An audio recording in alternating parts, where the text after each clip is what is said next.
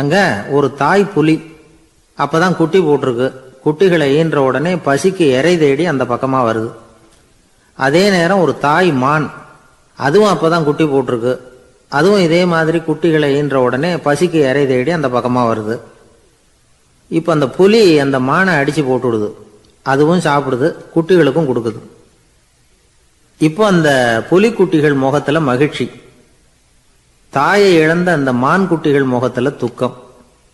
இப்போ அந்த முனிவர் 4 பேர்கிட்டையும் கேட்கிறார், நீங்க இங்க பாத்தீங்களே, இதுல எது நியாயம் எது அநியாயம்? ஒவ்வொருத்தரா சொல்லுங்க.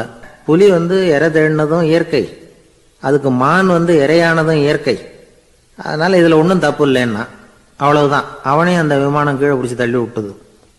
இப்ப 4வது ஆள் வந்தான். முனிவர் கேட்டார், நீயாவது சொல்லுப்பா, இந்த செயல்ல எது நியாயம்னார். அவன் தெளிவா பதில் சொன்னான். அதாவது என்ன சொன்னான்னா, எனக்கு தெரியல அப்படின்னா. அவனை விமானம் கீழே தள்ளல, சௌரியமா அழைச்சிட்டு போட்டுது. இவனும் பிரயாணம் சௌக்கியமா பண்ணானா.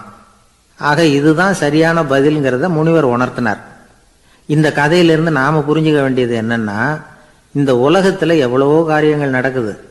அதெல்லாம் ஏன் அப்படி நடக்குதுங்கிறதுக்கு எப்பேற்பட்ட பண்டிதராலும் பதில் சொல்ல முடியாது. தெரியாததை தெரியாதுன்னு ஒத்துக்கிட்டா வாழ்க்கை பிரயாணம் சுகமா இருக்கும். அதனால தேவையில்லாத விஷயங்களை புரிஞ்சுக்கிறதுக்கு நேரத்தை செலவு பண்ணிட்டு இருக்க கூடாது.